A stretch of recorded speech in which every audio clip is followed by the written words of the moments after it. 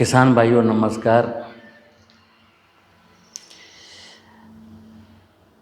इस देश ने, दुनिया ने 2 बूंद पोलियो की पी कि हम शारीरिक रूप से विकलांग न होने पाए। तो शारीरिक विकलांगता को दूर करने के लिए तो 2 बूंद जिंदगी की पिलाई गई हैं और हम नहीं कह सकते, मैं मान लेता हूं कि सारे लोग पोलियो से मुक्त हो गए। लेकिन जो मानसिक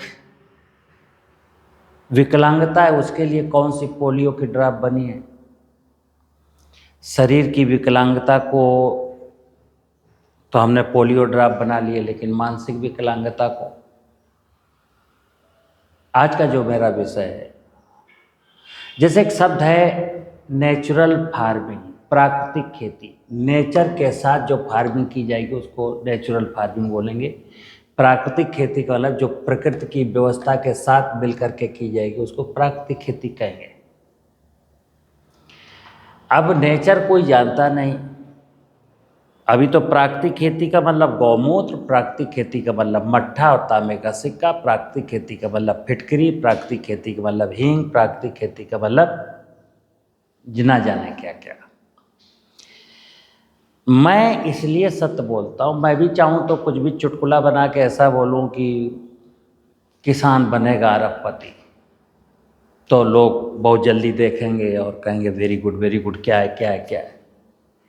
यहाँ तो लोगों को पैसे का लालच दो तो सब कुछ देख सकते हैं। अगर जहाँ लगता है यार पैसा वैसा है नहीं, बेकार की बात है, तो फिर जो क्या मतलब यार।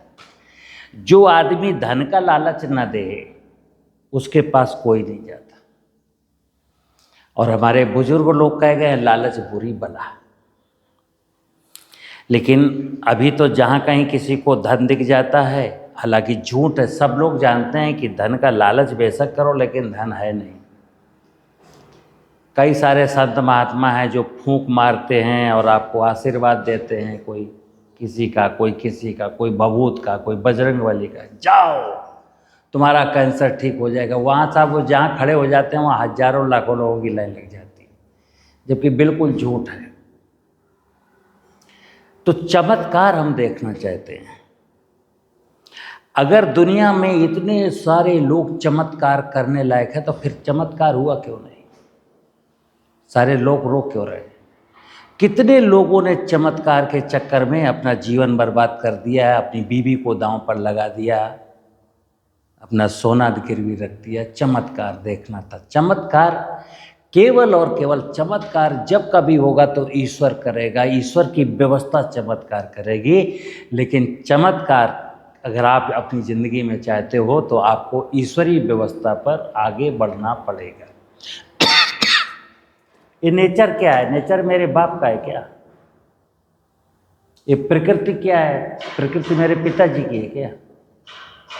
ये नेचर का ही है या प्रकृति का ही है? भगवान की माया है। और भगवान ने मनुष्य को जन्म दिया मनुष्य के रूप में। मनुष्य का जन्म इसलिए हुआ कि जा तू इस प्रकृति की, नेचर की व्यवस्था को संभाल। संभालते भी रहे लोग। सतयुग में, त्रेता में, द्वापर में प्रकृति की व्यवस्था को अभी भी आज के 200, 250, 300 साल पहले तक लोग प्रकृति की व्यवस्था को संजो के रखते थे। फिर आगमन हुआ इस साइंस का, टेक्नोलॉजी का। कुछ लोगों को लालच आया, मुझे धनाढ्य बनना है, मुझे ये करना है, मुझे ऐसा करना है। लालच ही था, बेवकूफ़ी थी कि उन्होंने अपने बिजनेस के लिए, अपने स्वार्थ के लिए जमीन को बंजर बना दिया। जलाशयों में कब्जे करके उस पर कॉलोनियाँ काट दी, जंगलों को लूट लिया, पहाड़ों को काट लिया, बायोडाइवर्सिटी खत्म हो गई और किसान बेचारा बीच में फंस गया। क्योंकि प्रकृति का सीधा लेना देना किसान से है। प्रकृति खराब हुई तो किसान के जीवन में आँच आएगी, आई गई। चाहते भी लोग यही थे कि प्रकृति जब खराब होगी तो मेरा धंधा चलेगा, तो धंधा चलने लगा। किसान को urea, DAP, potash, zinc, sulphur बेचा जाने लगा, इंसेक्टिसाइड, बीडीसाइड, फंजीसाइड बेचे जाने लगे, उसका जलाशय पट गए तो कुएं सूख गए।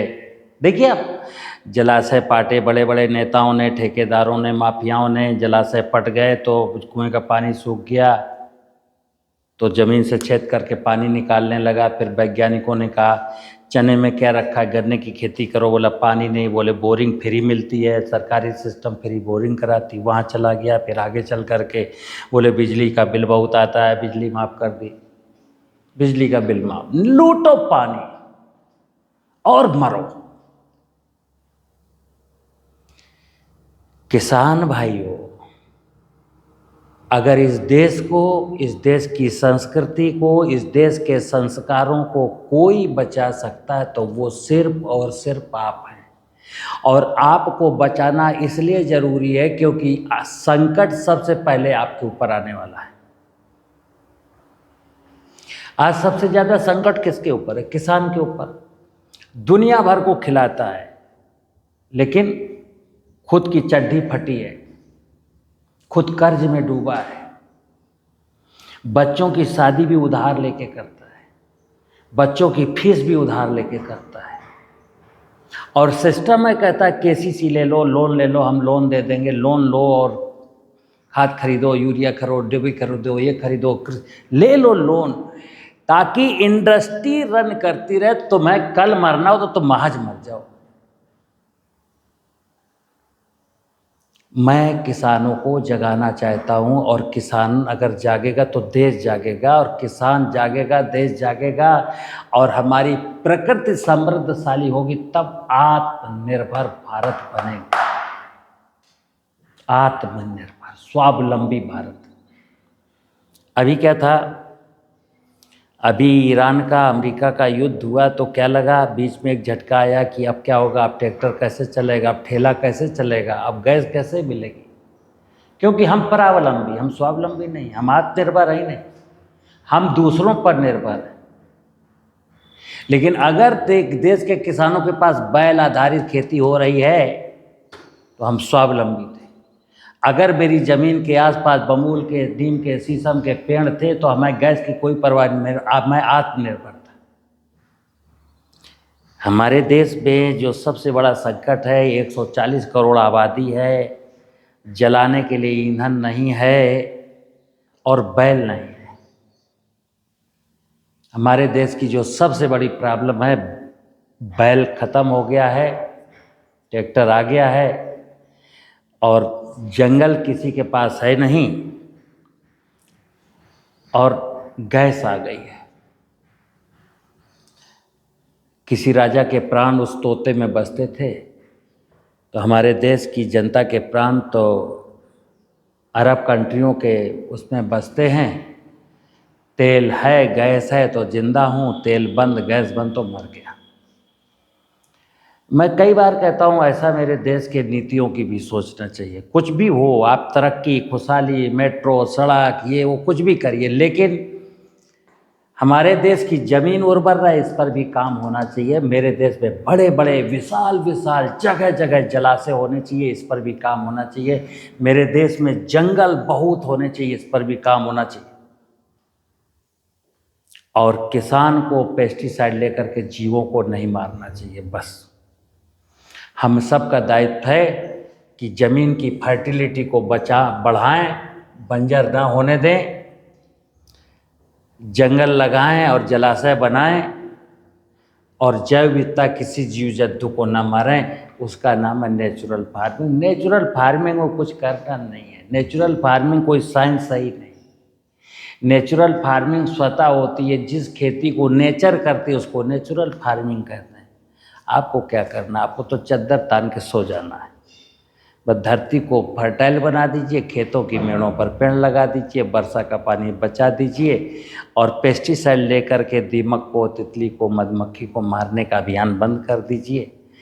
बस प्रकृति भगवान है, प्रकृति सनातन है, सब भगवान मालिक है, भगवान संभाल लेगा। लेकिन समस्या है भगवान पर यकीन नहीं है।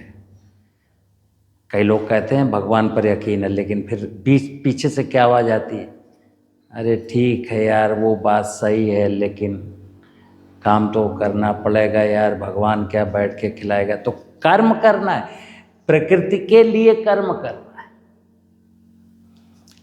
परमारथ के कारणे साधु धरो शरीर, हम जमीन के लिए, जल के लिए, जंगल के लिए, बायोडाइवर्सिटी के लिए कुछ काम करेंगे, मानव जाति के लिए कुछ काम करेंगे, आने वाली पीढ़ियों के लिए अच्छा सोचेंगे, अच्छा काम करेंगे।